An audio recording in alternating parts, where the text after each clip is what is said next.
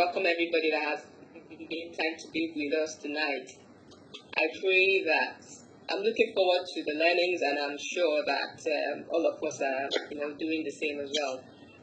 So tonight's topic, the theme is on infidelity, and it's a potentially sensitive topic for some of us who may have been impacted directly or indirectly by infidelity.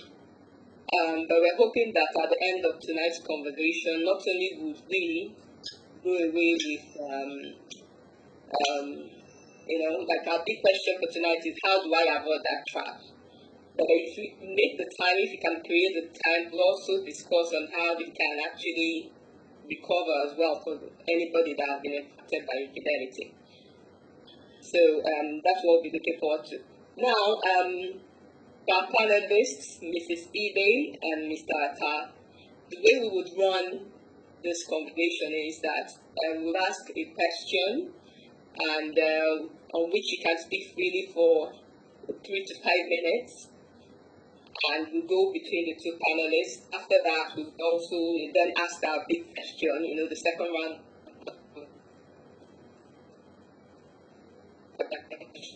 And we'll just speak for 3 minutes. And any follow-up questions that are required, we will then open the conversation to participants for their questions or comments and any other thing they would wish to contribute.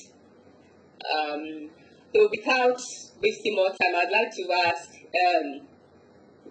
Mrs. Ibe. Hello.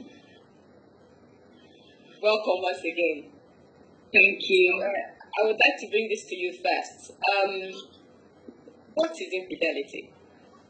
What is infidelity? It's a common word, but just for the purposes of our conversation and to make sure all of us are on the same table, what does it mean, please? Yes, thank you for the question. Good evening, everyone. Infidelity is being unfaithful to a spouse or partner, particularly in a sexual or romantic context.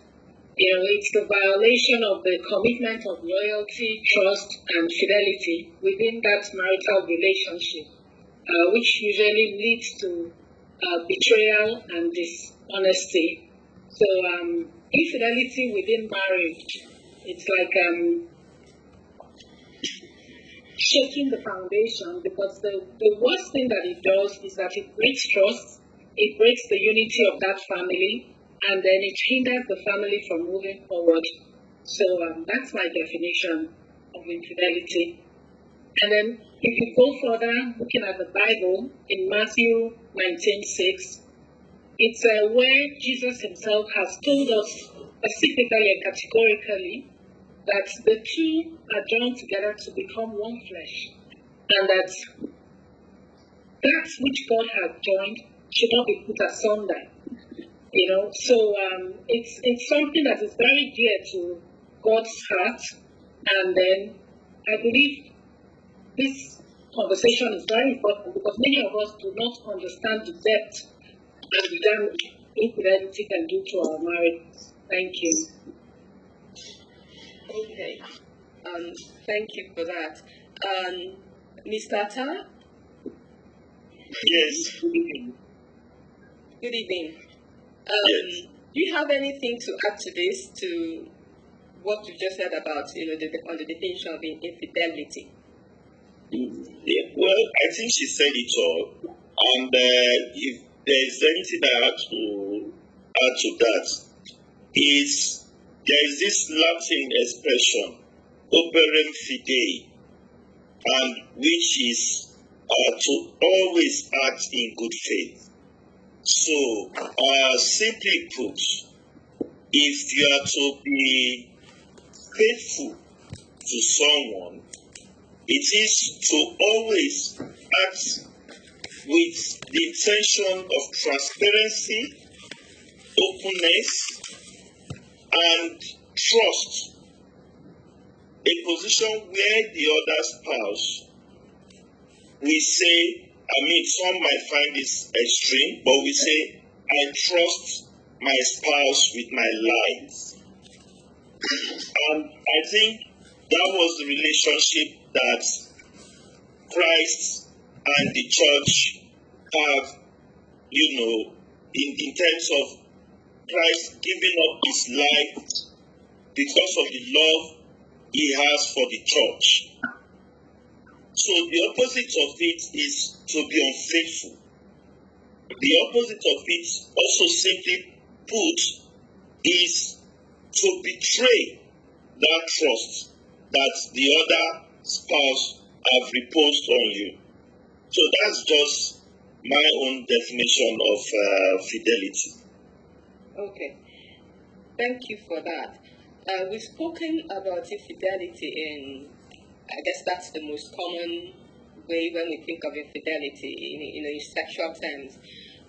But could there be infidelity even outside the realm of sexuality, without sex involved? Is there infidelity beyond that, Mr. Kapp? Of course. And we see that in many marriages. So I come off from the background of a divorce lawyer, okay? And you have instances where couples have decided to go their separate ways. And one will ordinarily, without interviewing the client, who will, one of the spouses, assume that, this marriage has broken down simply because the other spouse has cheated on your client, or your client is the one that has cheated, on the other party. But then when you dig deeper in the relationship between the parties, you find out the client saying, I do not think my spouse is cheating on me with someone else, but I have come to a place with my spouse that I am no longer a priority. Are you getting the context? I'm no longer a priority. And it could be that the other party is more interested. On a lighter mood, it could be like football. The woman wants the attention of the man, and the man wants to watch a game or wants to hang out with his friends. And he's really willing to do this at the discomfort of the other party. It could also be an addiction, either to alcohol, to drug, to pornography, to what you have as Xbox game and what have you. So it is non-sexual. Okay, it is non-sexual. It could also be an addiction to gambling. And for some, I have had cause to engage in the solution of marriage, where the other spouse just simply someone that is willing to keep malice ad infinitum with the husband. So there is a misunderstanding, and they say, no, I'm simply not talking to you. And the spouse said, do you know that myself and my wife, we are living together, and we don't to each other for over a year. And not literally like they don't speak, but not as husband and wife. So such instances occur. Okay. Thank you for that. So going back to the definition we were given earlier, it's a breach of trust. So this trust could be in so many different areas of life. So not only in when somebody says, oh, my spouse cheated on me, we usually think in the terms of, okay, you've gone to be with another man or woman. But from what we are hearing now, it goes beyond that. So if I can come to you, Mrs. Ibe, in your role as a counselor, can you speak to the impact that such infidelity and breach of trust has on the lives of, couples and their families? Thank you. Infidelity can be emotional and also financial infidelity. When there are three basic things that are lacking in that union, like love, commitment, and mutual respect, then all other things begin to harbor and fester. For example, a couple can be together, but the man or the woman is emotionally out of that commitment. And you can't have a stable marriage without emotional commitment, because it's a commitment you're making to each other completely. So it affects everything. Sometimes a man is in a marriage, or a woman is in a marriage, and you're answering Mrs. this or that, but her mind is somewhere else. Because within the marriage, there is a lack of satisfaction, fulfillment. Sometimes it's a case of a man not finding you worthy or not letting you have your voice, like we see in the case of domestic violence, where some women actually stay in the marriage because they are there, because they don't have any means of livelihood, and they can't get out of the marriage because they want to take care of the children. So what you have in that situation is a woman who very embittered, has very low self-esteem, and she's just there physically, but her mind is gone. She goes to somebody else. She's suffering from neglect from the husband, isolation, and very low self-esteem. So in that kind of case, she goes to somebody else, and that is where she's getting the love, comfort. She might not even be having any sexual relationship with that person, but her mind is completely out of that.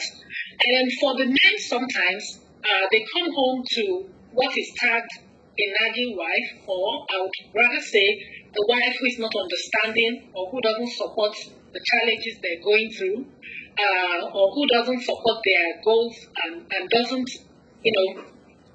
help out to see his dreams come true. And maybe he supports her. So the man is coming home. As he's coming home, he's already dreading, that being in that space with a woman, because he too is emotionally disconnected. And then when it comes to financial infidelity, it's very common here in Nigeria and other African countries where couples don't have a joint account, they don't know, they're not committed to each other, there's lack of trust. So you have a situation where there have been critical cases where money was needed, and money starts coming out from somewhere. Maybe one of the children is ill, and then the woman just brings out this money that he never even knew she had, and vice versa. So I think we can go on and on about different types of infidelity, because it actually points to all factors that affect our normal daily life. And then these factors, as much as we can articulate them, always lacks that trust or faithfulness, or commitment to the marriage. So that will breed a lot of different cases and scenarios for infidelity. So when couples come in for counseling, you're hearing all manner of stories, and then one thing that is lacking there in the foundation is trust and commitment to each other. That's always lacking. Okay. Thank you for that. So this lack of commitment, coming back to you, Mrs. Ibe, and trust, how does that affect family life, and especially, where it concerns children? Because it goes beyond the couple now themselves. Maybe it goes on, and the kids, if their kids witness what's going on, what kind of impact can this have, both for their development and just day-to-day living? Yeah, you see, when there is a lack of trust, love in a relationship, the home suffers, the children suffer, because you can't even come together as a couple and make decisions. The children don't see a loving relationship they can replicate. There is no guidance, there is no trust. You find out sometimes couples are getting children involved in telling lies. Go and tell your daddy I'm not around. Or take this, you're going back to school, secondary school or the university. The mom gives the boy 10,000 naira, and she says, don't tell your father I gave you 10,000 naira. And then the man is doing something, he takes the son along and says, don't tell your mother. So you see, it's like a breeding ground for a lot of social what would I call it? A breeding ground for a lot of social vices for the children. There's no good example to follow. The children are, and also we find those children getting depressed. Children that are living in that kind of environment, it affects them in their schoolwork, it affects them relating with their peers, then become suicidal. You don't even know how the children are taking this, because if there is anything that makes children thrive, is a happy home. If you see children that are thriving and are coming from a happy home, you can always tell a difference. Just look at a 10-year-old or 9-year-old. Being so innocent in that their nature. If you see children that are coming from a home where there is love and trust, they live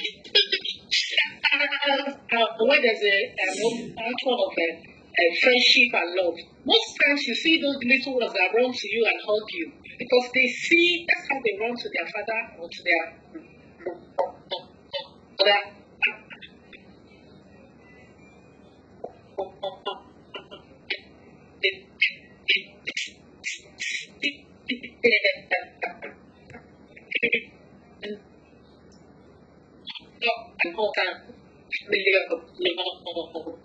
And then you see very quiet songs that never tell what's on the mind, haven't spent in class, they don't communicate effectively. And then when you sit down and begin to open up, they tell you a lot of things which is really heartbreaking. So it's really destabilizing.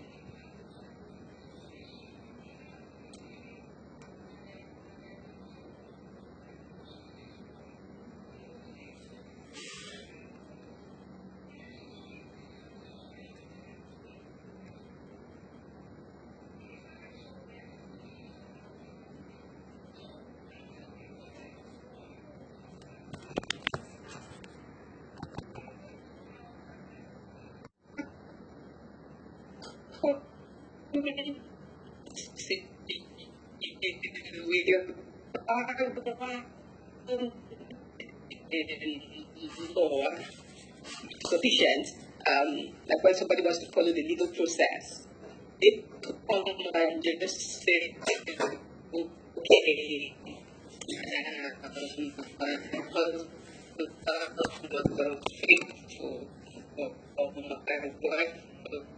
faithful, or are there usually other issues that would in most cases where a spouse or sometimes collectively the spouses will approach the court for dissolution of the marriage. So that in itself is the one that is in the forefront. Sometimes the infidelity might have come up because of other factors, but the issue of a spouse cheating on the other spouse will be the primary focus, but within the context of the legal dissolution of marriage, then you now find out other issues coming up to the fore. Now, I think the problem is the conception that intending couples, have towards the concept of marriage, their perception of it. We know what the Bible says about love. Okay? I think it's in the book of Ephesians, where the Bible gave us the definition of love. And if you read that part of the Bible, you will notice that it is very, very robust in its definition. It's such an holistic package of the idea of love. Now, what I have seen in practice is that most people have a very wrong impression or idea of marriage. Some, they go into this institution because of security, not so much that they are in love with the partner. For some, it's like I am at a phase in my life that either I need a man, or now, because of the modern times we find ourselves, it could be the man saying, look, I need a woman that can take care of my needs, my financial needs. So that is on one hand. There is also the idea of society pressure, where the lady or the man feels, oh, I am at an age where I should be seen to be married. There is also peer pressure as well. Oh, all my mates are married, so I should, be, in quotes, having that status as well. Or a woman feeling that I'm getting married to an alpha guy, or the man thinking I'm getting married to the most beautiful girl that I've set my eyes on. So these are the perception from my experience in tending couples, that when they now go into the marriage, they find out that their perception do not fit into the reality of the marriage that they find themselves in. Because when the lady is thinking, oh, he has money now, and he can take care of me, and then, of course, the guy will come with all the matters and the plan and everything, and then go into the marriage, and the man that has money today might then end up in a financial mess tomorrow. She's not prepared to face that reality. So what then happens? She then feels he can no longer take care of my needs, and I need my needs to be taken care of. So the next man that comes calling with the wallet that can support, her desires, she's ready to roll with him. Okay? Or the man thinking, oh, now I'm married to the most beautiful girl in town, and then after 2-3 kids coming along, the man is now seeing a different shape in the lady, and he saying, no, this is not the person that I married so 4-5 years ago. Or even the pressures of life, because for some of these women, it is not a choice for them to now look in certain way in their marriage. They might be all trendy, all looking good, but by the time they age or some sort of illness might occur, their structure, changes. And then the man is saying, oh, this is not what I bargained for. He will say that is not what he bargained for, because he has a wrong idea of love and marriage when he was going into that institution. So I always tell people, if you come to me and you say, oh, I'm getting married, I ask, are you in love with the person you are getting married to? And the person says, yes, I'm in love. And I will then start probing. What do you understand? What do you know? Are you ready to accept our flaws? Are you ready to accept these changes that will occur in this person in the course of the marriage?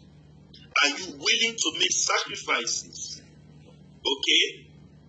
So, all of this combination come that at the end of the day, a spouse will then say, this is no longer fit for purpose. And then we now want to look outside the marriage. I think I'll stop at that. Okay. Thank you for that. I believe the scripture reference you made was to 1 Corinthians chapter 13, on love. And I would encourage all our participants tonight to, after this seminar, please go back and read it thoroughly. Whether you're already in marriage or getting ready for it, I think it will be instructive for us. And even if you've read it before, it's good to remind ourselves what love, or at least Christian love, is all about. And yeah, that would help us in our resolve in carrying out. Sorry, let me give you an example when I met someone and I just said to myself, this person has a wrong idea of marriage or what love and all of that is all about. So the wife complained. The wife said, I am in this marriage with one of the things I vow not to find myself with the person I want to spend the rest of my life with is when we have misunderstanding, we cannot sit and have it resolved. I cannot bear the thought of keeping malice with a staff and we are under the same roof. And the gentleman, well, let me describe him like that. When I had a discussion with him, he said, but she knows this is the sort of person that I am before we got married. So you are the sort of person that you take pride in keeping malice. It's like a status symbol for him that, oh, we've had this misunderstanding and I know that I'm the one at fault. I will not say sorry. And I will not speak to her if it's going to take me 3 weeks, 4 weeks, 1 month, 3 months not to speak to my wife. I am happy with that. I enjoy the fact that she's in pain simply because I'm not talking to her. And he carries on with his life as if the other woman does not matter. And I told him, I said, let me tell you, why did you marry her in the first place? If you know you are this sort of person, why did you marry her? Because I will not hesitate for her to end the marriage with you. Go look for someone else that you'll be, messing around with like this. So this is just, one instance. There are many, both on the lady side as well, that you just wonder why did these two people even go into this institution in the first? Okay, thank you for that. As we carry on with our conversation, we hope that we would also get, pastoral input on, infidelity and how it affects the lives of people and what we can do both to avoid it and to recover from it. And remember, when we speak of infidelity now, it's just breach of trust, no matter the sphere of life it affects. So let's have that in mind. Now, going to our big question for the evening: how do I avoid the trap of infidelity in marriage? So we're now looking to, we're going to hear practical steps we can take to make sure that we can remain faithful to our spouses. So I'll ask Mrs. Uchenna Ibe to please take this one first, please. Okay, there's so many strategies we can take to, avoiding infidelity in marriage. The first one is for couples to have open and honest conversation, communication. I think for every solution in life, there has to be, communication. Some couples don't talk to each other, they don't speak, and then they don't listen as well. So it's not just about the man talking. It has to be vice versa. Like I see in most parts of Nigeria, due to cultural influences, the woman would always listen and the man talks. After talking, sometimes he doesn't hear her out. So you now have a one-sided conversation. So couples have to engage in both talk, speaking their mind. Honestly, there has to be open communication and honest. Say exactly how you feel, regardless of what aspect of your life that you feel pained about. And then when it comes to the sexual part of intimacy, and then why women don't speak, our cultural background also holds women back. Because what we see and when they come in for counseling is women complaining they don't feel loved, they don't feel their husband doesn't excite them, they don't feel any form of excitement during sexual intercourse. And these are conversations we try to shun, but these conversations need to be had. we try to teach, when we teach love and life, which is the Billings Method, you cannot effectively teach love and life if a couple are not in tune with each other, if they don't have an honest communication going on. How is he going to know about her body size and when she's fertile and infertile and those kind of things, And then if couples also do not share with each other and communicate effectively, how are you going to know what the other person is feeling? So there's always going to be this assumption and perception. So as long as we don't speak our mind, and then it's not only about sitting down to talk, because I know some men don't like to sit down to talk. What about the WhatsApp? What is it for? If you cannot talk, you write, you text, you put something on the bed, get his attention as he enters the car, there's something that you're saying, find ways. Even your body language, find ways of communicating to your spouse, about how you feel. Then, secondly, couples have to prioritize physical intimacy, because when life happens and the children come, some women carry it on their head, especially when it's the first child. The master bed becomes the baby's bed, then the man starts feeling neglected. There's, in cases where there's more than one room, why all of a sudden does the baby have to sleep in between both of you? And, you deny him of everything, even to hold you, you deny him of any physical contact. You're so into baby. That's always the first child's excitement. But I need the young ones here who haven't gotten to that to be mindful of that. It's also, the men also are part of, it's your first love, and before the baby came, a marriage is companionship before the offspring. So we need to be mindful of that. And then to avoid infidelity as well, we have to resolve conflicts promptly. I think we had already said that. And then setting boundaries. You have to, as you're getting married, remember the exes. Whoever you have dated in the past, you have had any kind of relationship with in the university and all of that, these are exes. They are gone. That's why they are exes. What is that thing that you're doing as a man, that your phone is locked, or the wife, your phone is locked, and your wife cannot even pick up your phone, even to maybe he's actually there, he wants to do something, check something online, you're jumpy if your partner picks up your phone, because anything that you cannot do in your wife's presence or your husband's presence will lead you with the other sex, leads to infidelity. Some women are very free when their husbands are not around, and the way they say hello to friends, male friends.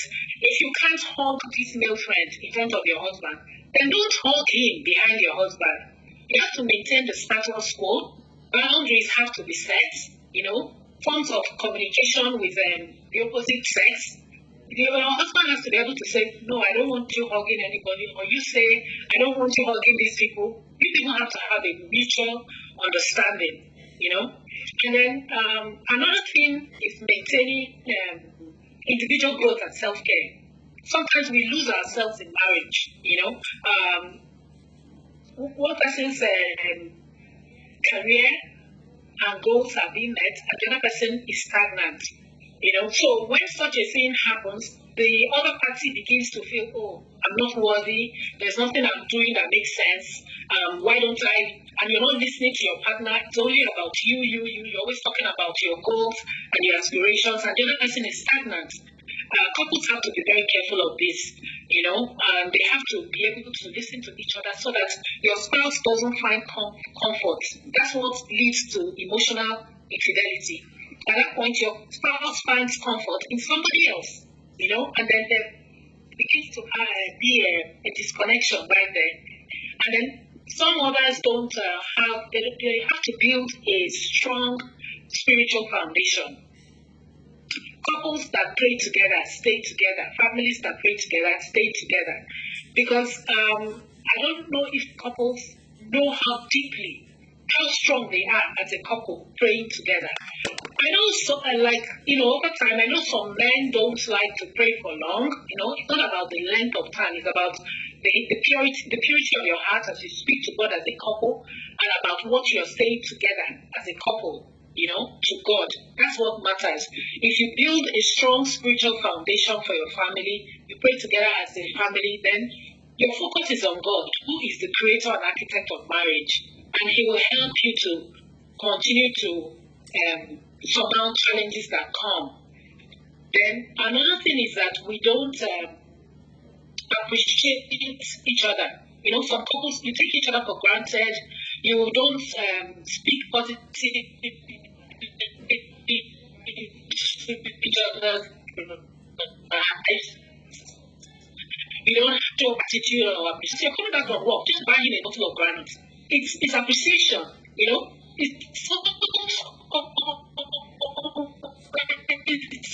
words that you can use to appreciate. You can do something special that he likes. You can surprise him during his birthday, and it's not only financial. Even if you don't have enough money, you can surprise him with little things. You know, maybe if he likes pounded yam, and because of time and all that, you're always making Gary because Gary is quick. Why don't you take one day, just one day in a month, and pound that yam? You know, that's also a sign of appreciation. And for the men, sometimes the women go to all lengths to make themselves look beautiful and all that, especially women when they're coming back from salon. If you don't know, let me tell you right now, any woman that's coming back from the salon and the husband doesn't say your hair is looking nice, you're looking for trouble. Honestly, you're looking for trouble. Just that her hair is looking nice. It doesn't take much out of you, you know. So being able to appreciate each other also helps to prevent this kind of issues in the family. And then you have to build a supportive community. Have what they call it's called couple goals.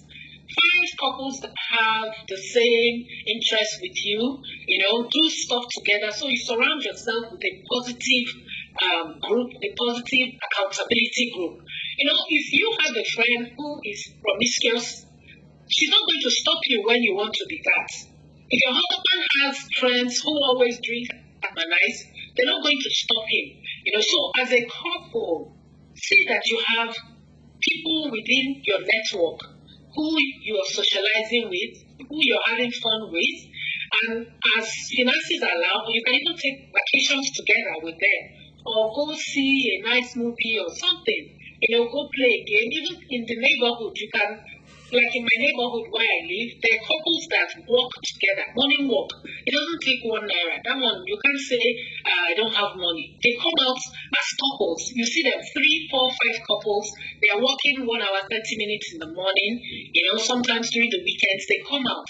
And, you know, this type of groups, you know, continue to foster positivity and nurturing the home, you know. And then there's a case I want to share here, you know, where there's keeping romance alive. Many of us in our marriages, some have been married for, maybe it's past the first 5 years, we begin to think that there's no need to keep romance alive. We begin to think there's no need to have your own time when the children are there.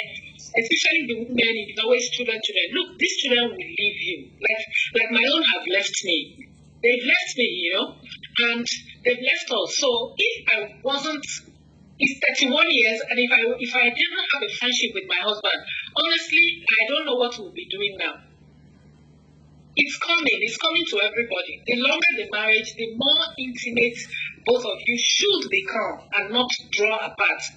You know, so it's very important that in your marriage, you're able to keep your romance, you know, text each other, share jokes, all those jokes you used to share, bring back your memories that you have. Oh, remember what we did? Have special moments, like if it's your wedding anniversary. Even if you don't have money, don't let it just pass like that. Do something remarkable, something wonderful that you can always remember, you know, during your wedding anniversaries, and you can build your own traditions as a couple. You know, there must be something. Maybe during your wedding anniversary, you go to Mass. From Mass, you go somewhere else. Do something quickly. Yours.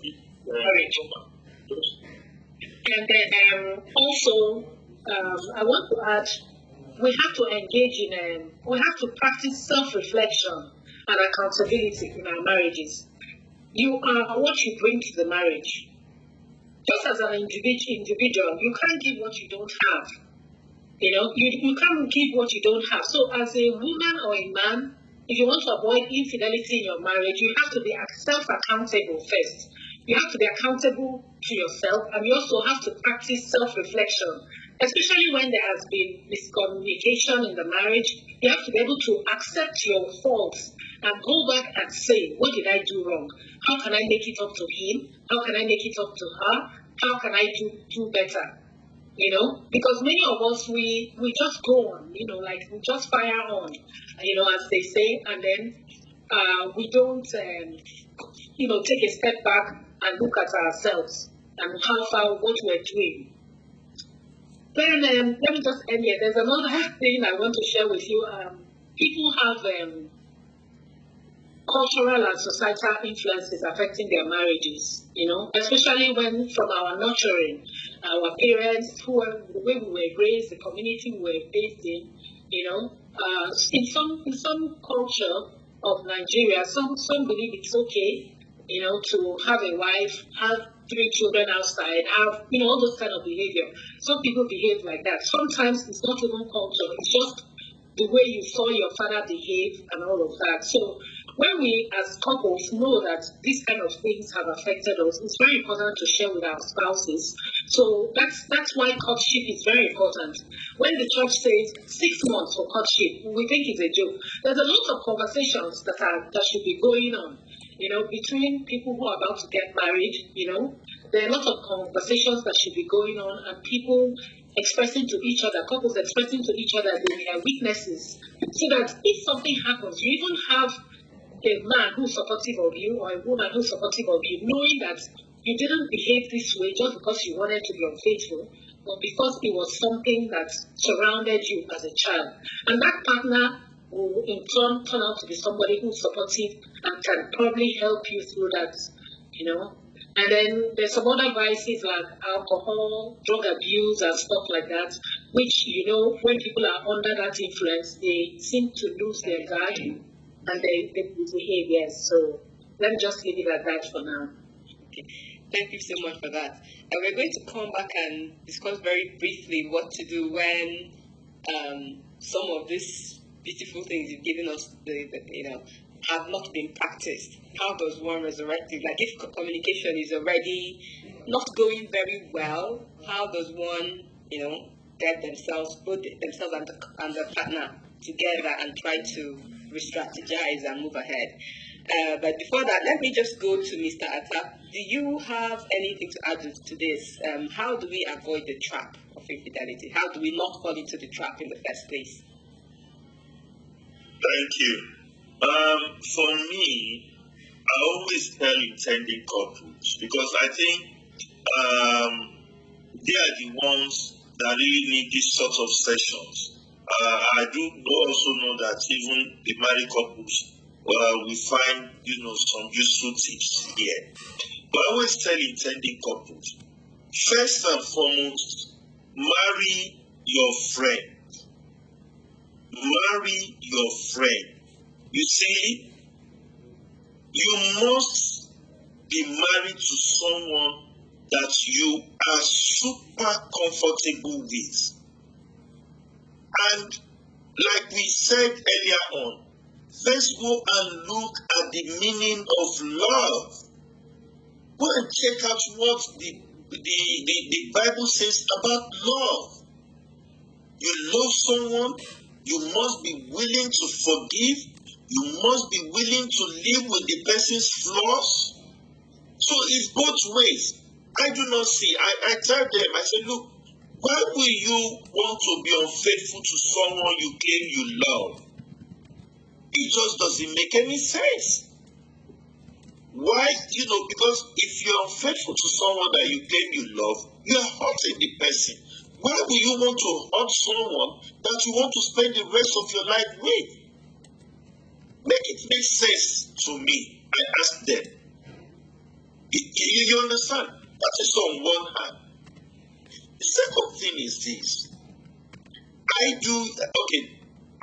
hear this a lot that,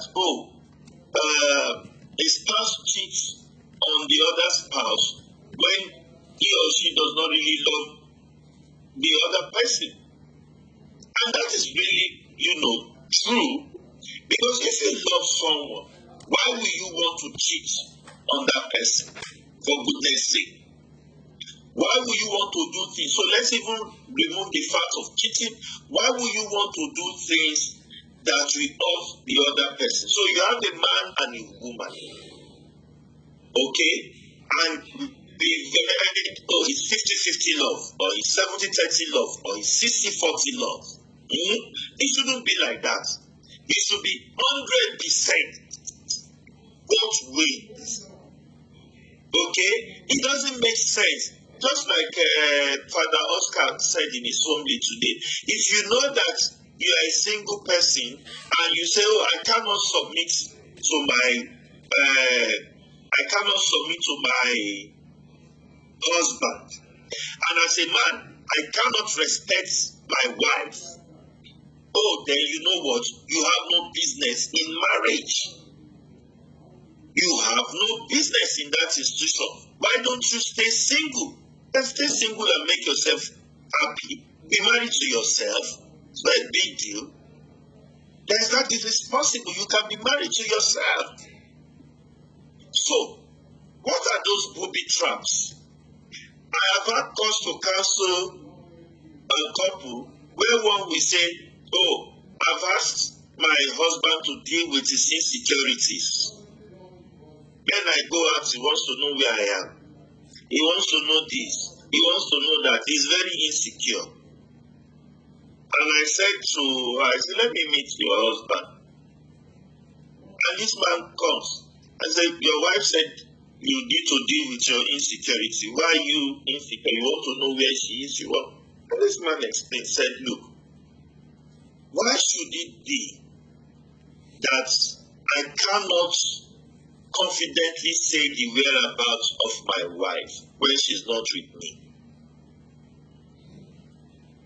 Why will she have a password on her phone? I don't have a password on my own phone. My wife can be with her friends, and if they ask her, 'Where is your husband?'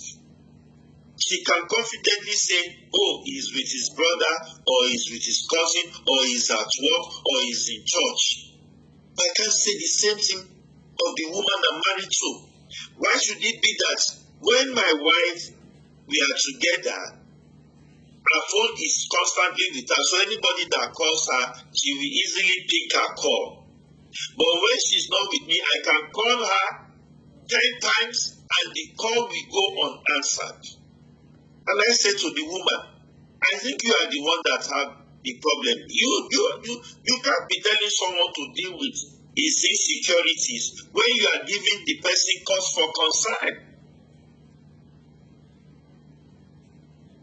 So it's at the size. Thank God we are. You see, this phone as is a tool, and any smart person, whether you're a man or you're a woman, you could easily decipher that I think something is amiss with my partner.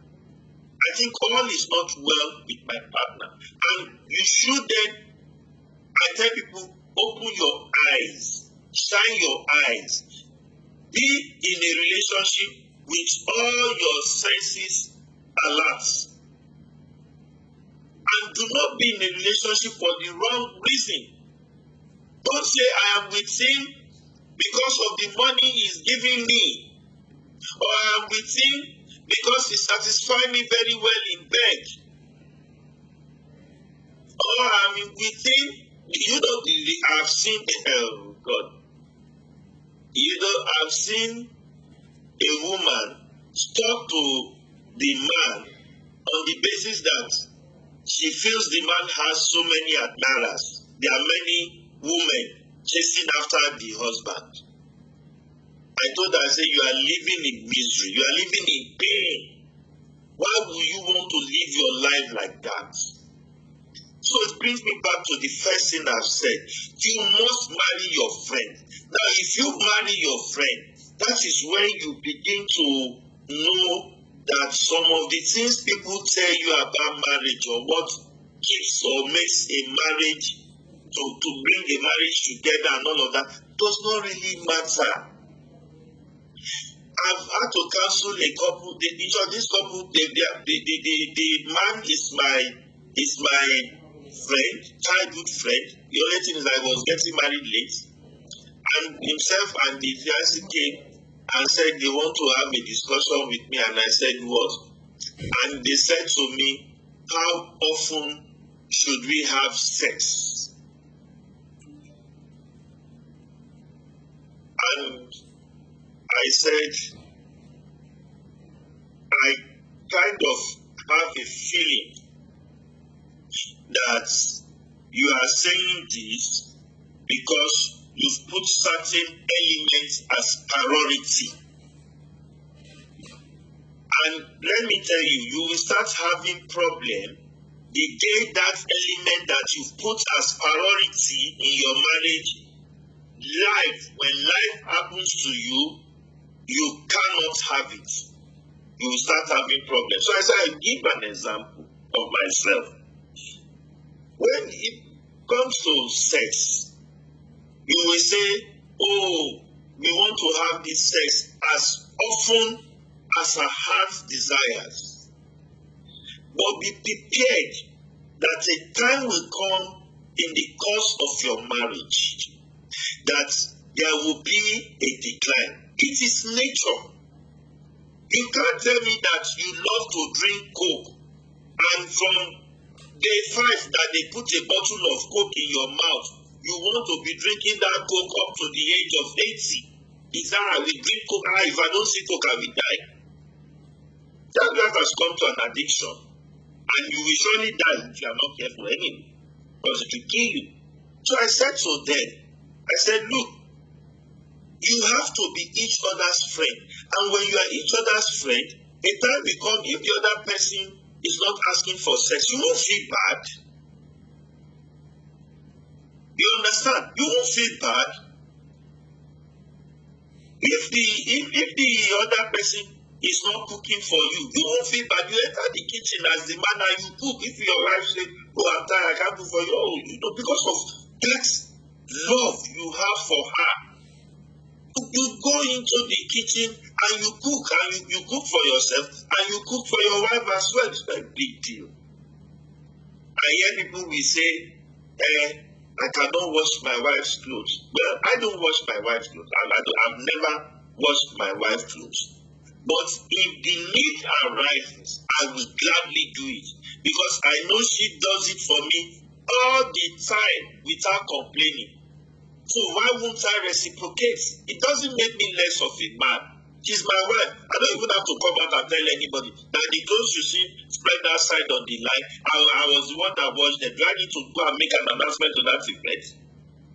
So couples must go into this relationship with all their senses alert. And I think, moderator, I will really want you to read at some point that definition of love in the Bible. For some of our participants to see what we are really, the context in which we are talking about. Love is this, love is that, love is this. They need to be reminded. Yes. And when myself and my wife got married 8 years ago, I sat her down and I said to her, I said, look, I was well brought up by my mother. And this is the sort of person she was. My mother had no time for malice, to begrudge in her life. She will say it as it is. If it hurts you, she wants you to talk about it. And once she's done, you come to her and ask her for a hand. She will be willing to give it to you. So I said to my wife, we will have misunderstanding in our marriage. But I believe we should not go to bed without resolving that misunderstanding. I do not believe that I will be under the same roof with someone that I will not be talking to. So I asked her, are you that sort of person that if you feel offended, you don't want to talk about it, the only way you can take it out on me is to keep malice with me? That type of person, let us go our separate ways now, because I will not stand for it. And she said, oh, I like the fact that you brought this up. I like the fact that you open up, and I will make sure that does not happen. And to God be the glory, that doesn't happen in our man. And so I tell other people, don't go to bed without resolving the issue. No matter how hard it is, talk about it. And at the end of the day, make yourself happy that you've resolved the conflict. It cannot come to a point where it is irreconcilable. Who did you marry? Did you marry a stranger? So let me stop, at that. Thank you so much for that. Very, very briefly, you said a few times to marry your friend, which of course should be the ideal. But we know that a few times people still have, they get married and they have to grow into the love. So it's also said that we should love the one you marry. Okay? So marry your friend, set out to do that, but having married them and done so validly, love the one you marry. Okay. So just before we get to the questions, I'll just do a recap of the points that have been raised, how we avoid this trap of infidelity. And then on the self-reflection, what you were saying, Ms. Data, about the example you gave about the couple that would not, or the wife, it could be the man in some cases, that would not leave their phone, So like I tell my kids, if you're ever in a position to adjust or hide or, just change your position when somebody comes, you may think you have to ask yourself why you want to do that. If there's nothing wrong with what you're doing, why do you have to change it? So maybe in the self-reflection, these are things that people can ask themselves. Okay. So the points we noted between yourself and Mrs. Ibe, self-reflection, communication, very important, and I'll have a question for Mrs. Ibe on that. Physical intimacy, resolving conflicts, setting boundaries, avoiding what we call today emotional infidelity or micro-cheating and things like that, where you are giving the attention and the, or the emotional energy that should have gone to your spouse to somebody else. And have a supportive community. As we know, they say that bad company corrupts good morals. So you really want to surround yourself by people that can, you can uplift and can also uplift you. And then to keep the romance alive. There are many things we can say there, keeping romance alive. But we can't exhaust everything tonight, but these key points we can, go away and think about and find ways to bring them into our lives. So just before we go to questions from our participants, on communication, I mentioned earlier. So what happens when communication is already broken? Since every other thing kind of hinges on it, even saying, okay, I want to go and let's find this other couple and hang out with them. Somebody has to bring it up. Any sexual needs or, unmet things you need to do to be satisfied in the marriage have to be communicated. So communication is really, really key.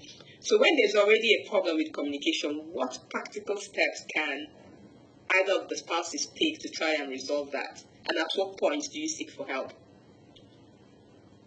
Mrs. Ibe. Thank you so much for that question. Communication is, even in life, everyday life, communication is so key. Communication also is a two-way thing. One person is talking, the other one is listening. One person is raising an issue, the other one is receiving. Somebody is giving and somebody is receiving. In a case where there is total breakdown of communication, sometimes you have to be the one making the sacrifice. And I call that the peacemaker. because you know your partner. I don't expect couples, as long as you have invested in that marriage and you want it to work, I don't expect the male or the female, depending on who's the peacemaker. There's always a peacemaker in every marriage. Even if you've done it a million times, and you know you're invested in this marriage, a million and one times won't kill you. And this is the point where there is no going forward again, and your marriage is on the brink of maybe breaking down. You have to seek counseling. This is when you have to go to your parish priest or go to counselors. And in seeking counseling, you have to make sure that you're going to somebody who's objective, who will also counsel you in the Catholic belief, like you're a Catholic. So the secular belief and the Catholic belief, is different. And our values of marriage are very different from the secular or world values of marriage. So you also have to be careful where you're seeking counseling. Yes, you have to be careful where you're seeking. Parishes, they don't even know they have trained Catholic counselors by the Family and Human Life Unit. That is when you go to your parish priest and then he will assign one to you. Because marriage, when there are issues or there's a breakdown of communication and things are really bad, to even calm the couple down can take a whole hour. You have to calm them down when it's really that bad. So we know that no parish priest has the length of time to give you, when they have so many other things to do. That's why the church has the counselors who can come in and also handle these issues stage by stage, and come to the bottom of it. And then when it comes to communication, it's not just about talking and trying to resolve issues. We need to be honest. As long as we want the issues to be resolved, we need to be honest. Because I've come in contact with a couple, two of them are saying different things, but they're talking about a car.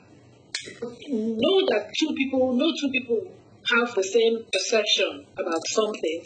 So it's important also for the counselors not to be one-sided, in listening and in resolving issues. And then when it gets to a point where you know that the parish priest's attention needs to be called, then it's very important so that things don't get out of hand. So I believe that no matter how difficult problems are in marriage, there is nothing in life that doesn't have a solution. Even when it's life-threatening, there's a solution. And that solution is just temporal separation till it can be resolved.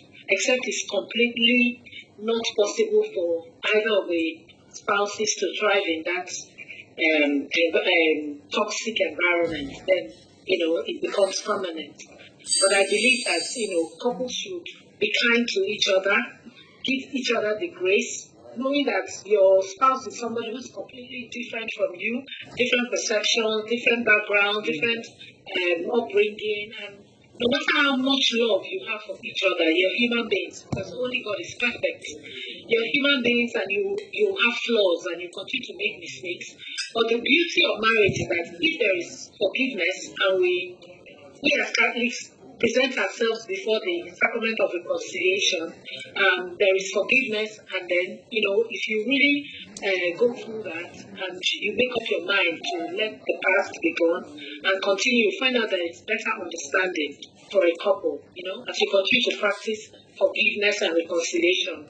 It even helps you to become more sensitive to your spouse, and where the lines are drawn. Don't do this because I don't like you. Don't do this because I don't. You become in sync.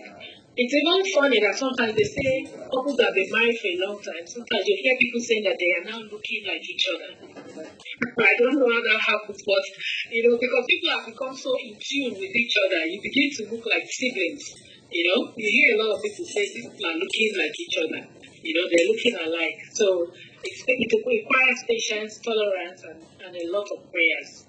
And no problem is without solution. Yes, thank you for that. Something I heard about, just the last comment you made, was that because couples have been together for such a long time, they laugh at the same time, they smile at the same things, they are sad when the other is sad, so the laugh lines and whatever lines fall in the same places. I'm not sure how that works, but that's what they tell us.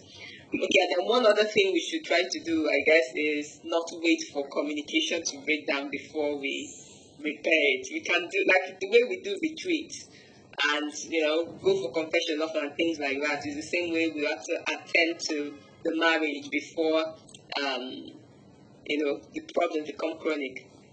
Okay, so thank you so much. So our panelists will still come back to you with any questions. So now we're going to open the room for questions. So if you have anything to contribute, please raise your hand, and we would plead with participants to please keep it brief so that other people will get an opportunity. And you can also drop your questions in the comments. And I'm hoping that at this point we'll also get some pastoral input and on, the role of the spiritual and our spirituality on avoiding infidelity and, again, recovering from it. Okay, so I think this is Father John. Please, your hand is up. Please go ahead and speak. Good evening, everybody. I just want to thank and appreciate the efforts of our sister and our brother who have contributed immensely for today's topic. I want to make a little addition. I think the main thing, the beginning point should be that we all as Catholics, especially from our very earliest catechism classes, we should begin to emphasize on chastity.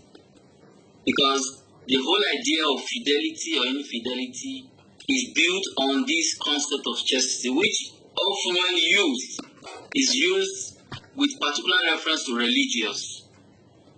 Chastity is the main point in marriage when we talk of fidelity. And what is chastity in itself? The loose way of explaining it, or the simplest form of explanation, is loyalty, purity, understanding that the body, first of all, is meant for a purpose, and that the body in its nature, by our fallen nature, we can never get satisfaction from anything in this world.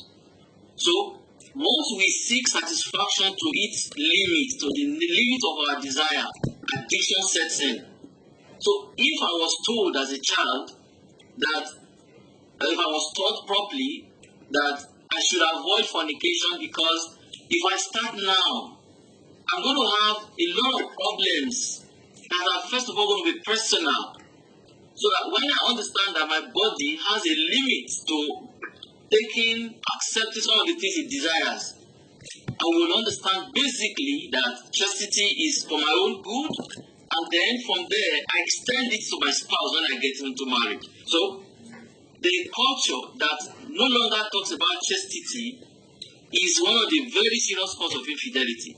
That most Catholics, very prominent, very serious-minded Catholics, when it comes to the issue of chastity, they think that culturally it is only a woman that should be faithful in marriage, that a man is to be promiscuous. And that when it even happens, and there are cases in the parish, where settling cases, we have cases where even some very prominent church members will come together and say, let's talk to Madam, she's taking it too far, because, and the man is a man now, it's a natural thing, he should understand, she should understand. So, I think the emphasis is in chastity. And then I want to conclude by saying that there are some flags, I don't know whether I call them red or yellow, whatever flags, that I just want to say that it is often being used by, I'll call them middle-aged women in marriage, especially after like 2-3 kids, that can send out their spouses or discourage the man. You hear comments, these are personal experience I'm just bringing in here now. Comments like, when it comes to sexual satisfaction, the woman will laugh as a father, now food. Cynical comments like a man is asking for the wife's attention or intimacy, and the woman is possibly, her attention has shifted for whatever reason, and she feels that sex is not, it will be food now. And so the man is starved, the man is frustrated. There's also this question in our age now that infidelity is not when the woman goes to another man or the man goes to another woman, but that sex toys. There are a lot of things that people do without going to a human being that already brings in some form of third party into the intimacy and breaks the union that should get stronger and better as the marriage advances. Thank you. Thank you, Father, for that input. Chastity we cannot overemphasize, and thank you for raising that for us. And it's something that we as parents have to learn to communicate with children early. You can't, it's very difficult to raise it at the age of, when they are teenagers if you haven't been on it. So, very important. I will come to Mrs. Ismaili soon, but Ada, do you please unmute yourself and ask your question or make your contribution? Can you hear me? Yes, please.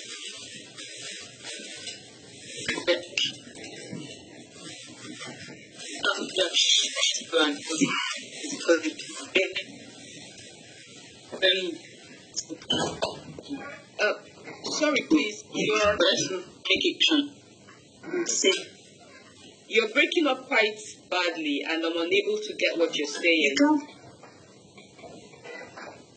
I can't hear you clearly.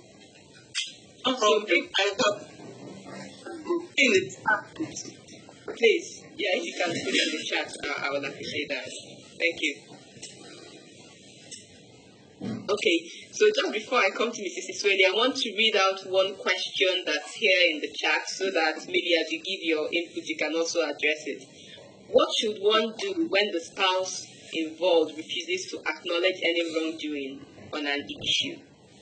What should one do when the spouse involved refuses to acknowledge any wrongdoing on an issue? Okay. Well, I think I want to come to what Father started with, which is the bit about starting training as a child. That's very important. For a start, we perish for lack of knowledge. We are, number one, sexual beings. This is the bit we forget. We need to understand our sexuality. Not every man has the same pattern of libido. Not every woman has the same pattern of libido. Not every man understands what being in love means, or loving. Being in love is like, I'm in an ocean. The ocean is called love. What is moving me is the ocean, not me. So being in love is you're allowing the euphoria of the feelings of love to carry you. And therefore there is a transition to be made when you get married. That transition is moving from being in love to loving. And I think Mr. Atta pointed the way to this. Go to 1 Corinthians chapter 13. The steps of transitioning from in love to love is very critical. But it also means that you are already self-aware about your sexuality. Men are not aware of the power of their sexuality, nor are women for that matter. And sometimes I look at Matthew chapter 5, where Jesus says, if your eye is going to, do not look at a woman, for when you do that, you've committed adultery. Whosoever looks at a woman is not just sleeping with a woman. Whosoever looks.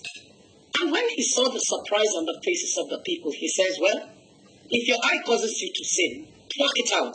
If your hand causes you, and I looked at how difficult that would be. And I think what Jesus is positioning for us there is what Father just spoke about. If I know I cannot keep my eyes off another woman or off another man, I should pluck my eyes out. What that calls you to do is to question yourself about your sexuality. Do I want my eyes out? Fidelity must begin with being faithful to God. We are unfaithful to God. Our first infidelity about our sexuality is to God, first and foremost. He said, do this. We say we love him. And he said, do this. Don't look at a woman lustfully. And today I would say, don't look at a man lustfully. But we ignore it. And we want to be faithful to a human being when we have not been faithful to God. So it's important for us to come to terms with our sexuality. And this is why I like to talk about that woman that was caught in adultery. Jesus will understand when we are not self-aware and will forgive. I think he looked at that woman and recognized that she was not self-aware. She didn't understand the meaning of sexuality. She didn't understand about adultery.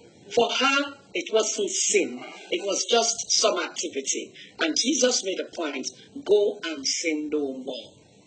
The minute we realize that our sexuality calls us to be chaste, and that's from childhood. If you fornicated as a young woman or a young man, it is easier to go and commit adultery. It's good to have your friend as your husband or your wife or whatever, but the first thing is self-containment. Control yourself.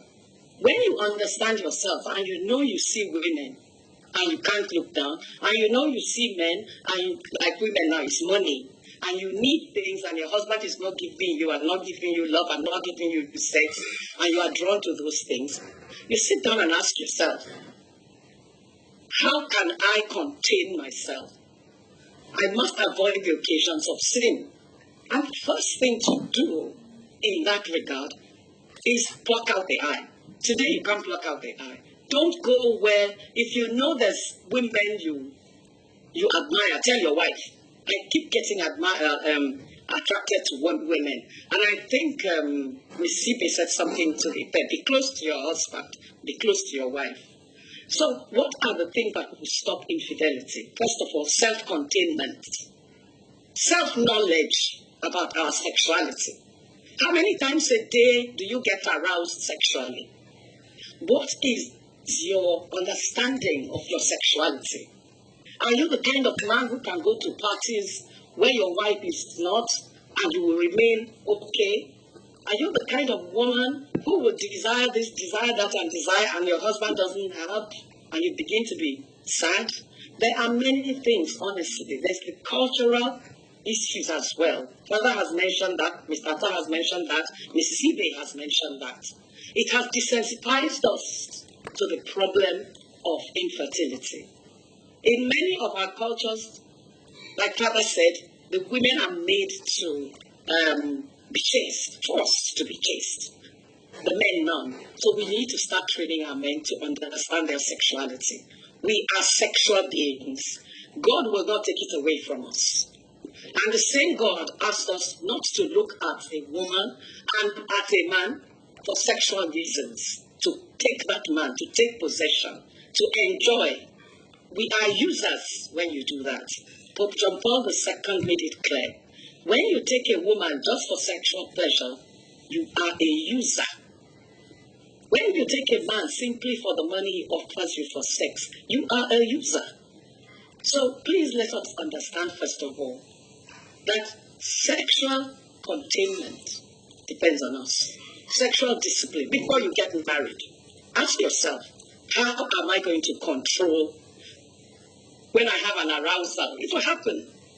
Because I do that in my own marriage class. I tell them, I say, if a woman comes in naked now, many men will have, they'll be aroused and they can have a problem. That means that it's not the love for the woman you are sitting with that will stop it. That's a big mistake. The love of a woman can never stop a man from having sex. The love of a man can never stop a woman from having sex outside. The only thing that does it is love of God that helps you to contain it. Thank you. Thank you so much for that. So it's, as with everything, it's God first, and then every other thing flows from that. So thank you for that, Mrs. Israeli. Father Abraham, please, it's your turn now to make your contribution. Thank you. You have to unmute, please. Okay, I've done that now. There are two things I want to say. Before then, I want to thank the conveners of this forum. And those who are into marriage and those who intend to be couples in marriage, have to know why they're getting into marriage. And if they are going to get married, they have to know what is driving them into getting married. I get the impression that both men and women, young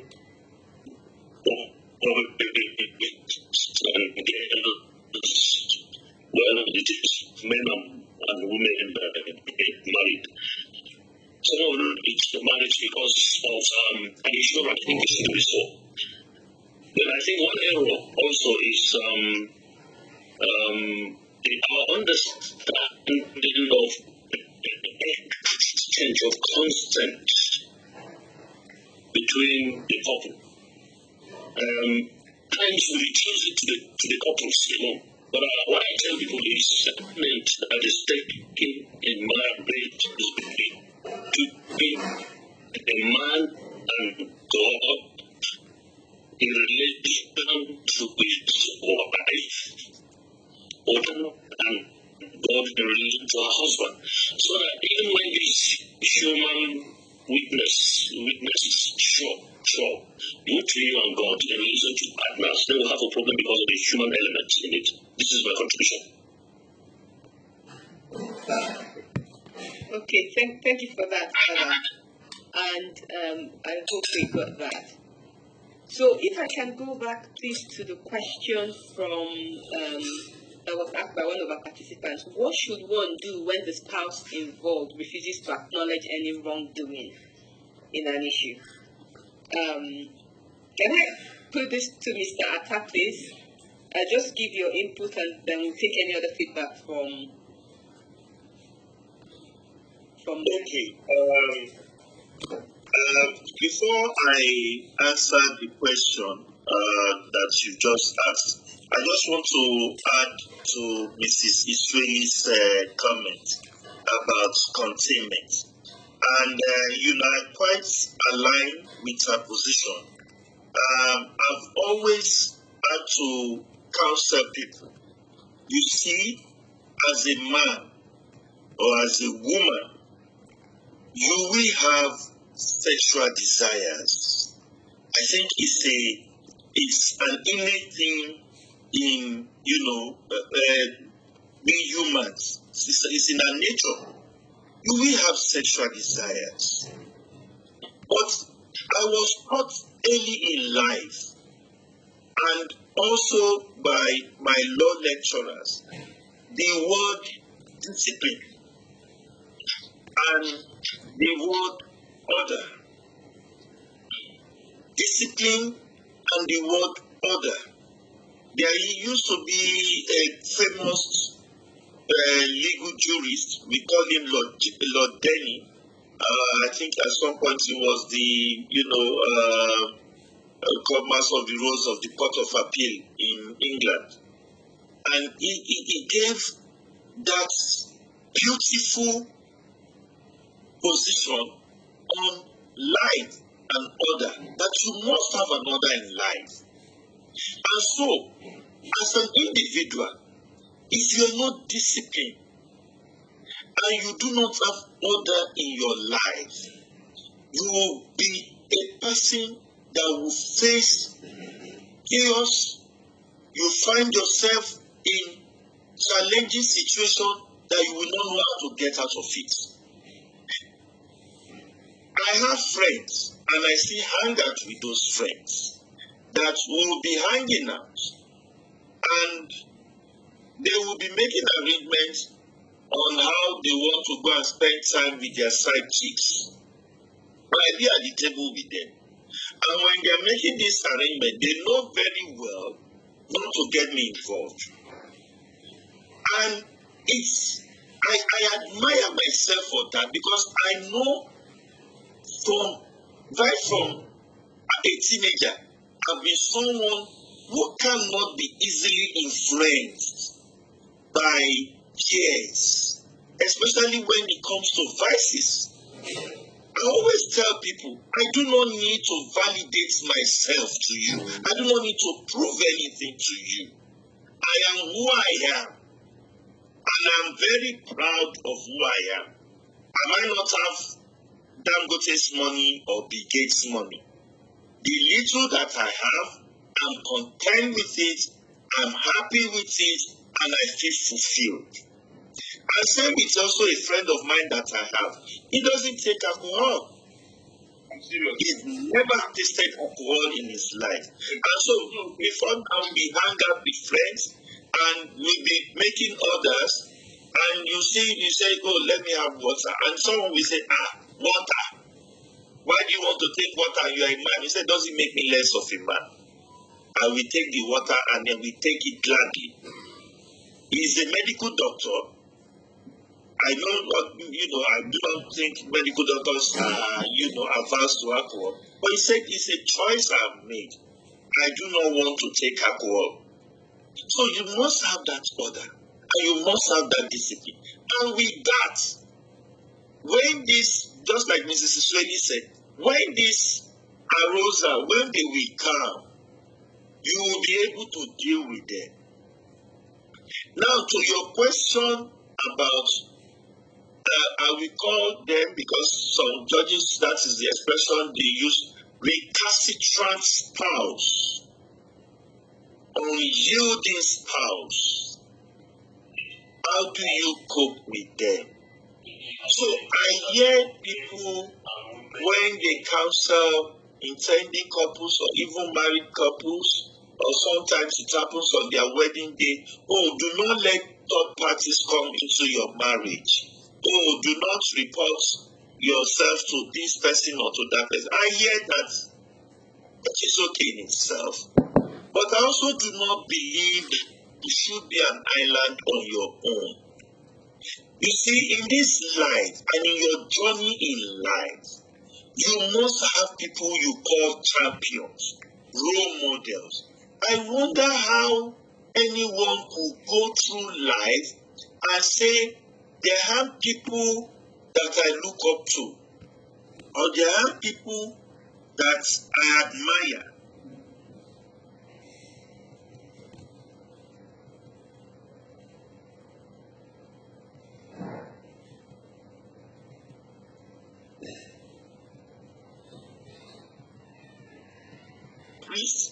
It could be in your workplace.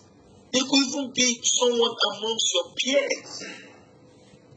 As an adult, and that is why I believe that marriage should be for adults, not for children.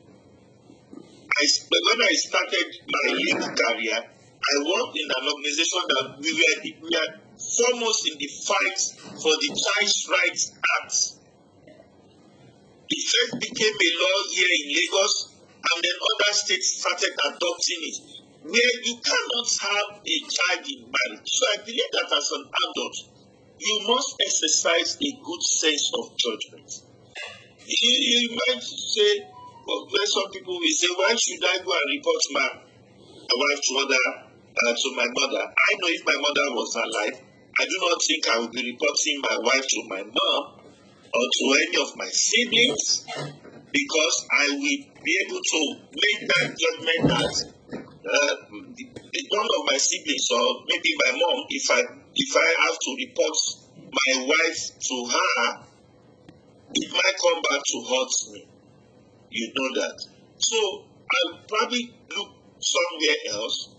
Some people might actually go to their mother to report if they could make that decision that I was brought up by a woman who will exercise discretion and will be able, which happens in most cases. Some mothers will then advise their child, I'm not going to talk to your spouse, you have come to report her, but this is the advice I will give you on how to deal with the situation. The person could tell you, go to your priest. The person could tell you, invite the person to a session. I've had a friend, the wife came to report him to me, and I know my friend has that flaws, but I didn't know that he was going to take that flaw to his marriage. So when the wife reported him to me, I said to her, I'm not going to bring this up with my friend, because as an adult, and he might feel offended that you came to discuss this matter with me. But I promise you I will do something.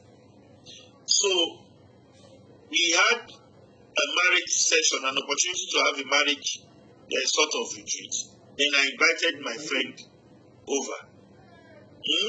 I invited him over. I said, "Oh, come."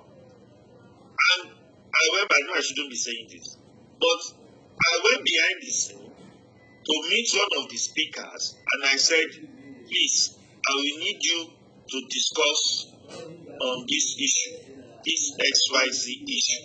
I need you to discuss on it, please, because there's somebody whose life you are going to touch." And the speaker obliged that request. And because I invited my friend, we had to go in our car, in my car. And so when we finished and we were going, I asked, "What do you think about this?" This is very interesting. Please, when you have similar sessions, let me know so that I can come. I said, "Oh, what did you learn?" He said, "Oh, I think I need to work on myself." It was as if one of the ladies, it's as if she was speaking to me. It's as if she know what was going on in my home. So you should exercise such good sense of judgment. But you must have those champions in your life and those role models. And when you have this recalcitrant spouse, you should approach them. You can also look, a problem shared is a problem solved. Yes. I do not subscribe. The only one I just will tell people is shine your eyes and be able to make that decision that I don't take my problem to this person that we had to it and complicate it. Take it to the person that you believe try to help you to resolve it. So before the person is subtle, and please, one last thing, be very, very prayerful. Be very, very prayerful. Talk to God. Always talk to God. There is nothing impossible for Him to do. Thank you for that contribution, Mr. Ata. We're coming to the end of this engagement, but before that, Oluchi, I hope you got the answer to your question, which is that when you have a recalcitrant spouse and you've tried done the Matthew principle where you actually go talk to them, and if it doesn't happen, please bring in people that would actually help to solve the problem, and not people that will use it for idle talk. And you can always go to your parish priest and discuss with them. They would point you in the right direction. So we don't hold on to it and say we don't talk to people. We just look for the right people, and you can start with your parish priest. Thank you. Now, Mrs. Ibe, please, do you have any final thoughts on this topic before we round up tonight? Yes, thank you. I just want to add that we should be well aware that we are humans, just like Mrs. Iswai said. We are humans, we're not perfect, we have flaws. Our sexuality is part of who we are. If there is no human sexuality, or even in marriages, if God didn't design it for us to also be sexually inclined, we cannot be here. We cannot multiply and fill the earth. So, having said that, the foundation of marriage is very important. Everybody has to understand foundation. It's more like what the building is going to be at the end of the day, right? So we need to understand that foundation is very important. Let marriages be based on the real foundation it should stand on, which is love for God, love for the spouse, reconciliation while in the marriage, sensitivity, understanding each other, trying as much as possible not to be judges, open each other to points that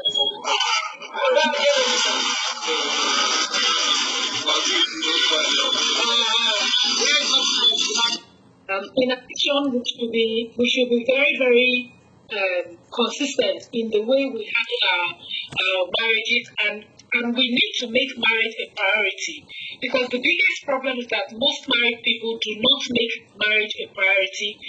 you get married and then you just become complacent, and then things will take over the marriage. So it's just like when you're in the university and you need to work for a degree. When you're in marriage, you also have to work towards your marriage, trying to make it better. You have to nurture it. It's like a garden. So if that garden is left untended or unloved, it's going to wither.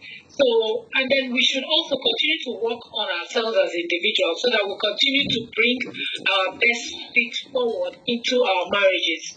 If you're not accountable to yourself, and you also do not hold yourself responsible for the things and contributions you make towards your marriage, you're going to bring in that negativity and toxicity into your marriage. So we need to continue to be open and honest in communication with each other, and support each other's individual growth and self-care as well. Let us continue to work in love, work in unity, and continue to build better marriages. Thank you. Thank you so much for that beautiful conclusion. This is at the end of our contributions for tonight. Any other questions or comments we'll deal with some other time. And I know there are some people that had some questions that they couldn't bring forward tonight. Feel free to reach out privately to Father or anybody else that is in a position to answer your question. I will lead you in the right direction. Part of what came up in some of the conversations is also when infidelity has already happened, how do you deal with it? And maybe that's something that we can deal with in another seminar. Okay, so I'll call the host, Father Oscar, to give his vote of thanks. Then we'll take the closing prayers and final blessings. Thank you so much for participating. Thank you. Father Oscar. Okay. Mother Uzo. Please go ahead. Thank you. Before I give the vote of thanks, I want to just make my brief contribution. I quite agree with all of the things that the speakers have said and those who made comments and contributions. One thing I want to add is that there are people who are really trapped in this trouble. There are people who are trapped. They wish to live. They wish to be free, but cannot really help themselves anymore. There are people like that. Perhaps one or two persons may be here. I want to say to you that that's not the end of life. You may be trapped at this point in time, almost helpless. You wish to live.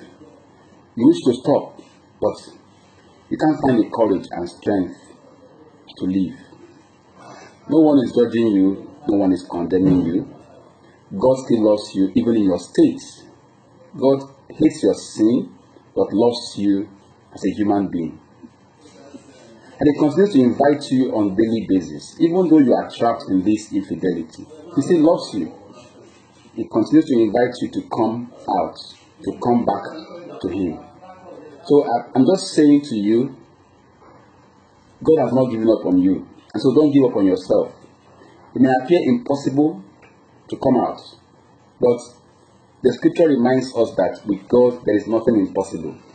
Some persons have been trapped in this for a long time, some for years, but today they are free. So you too can be free. How do you regain your freedom? It's simple.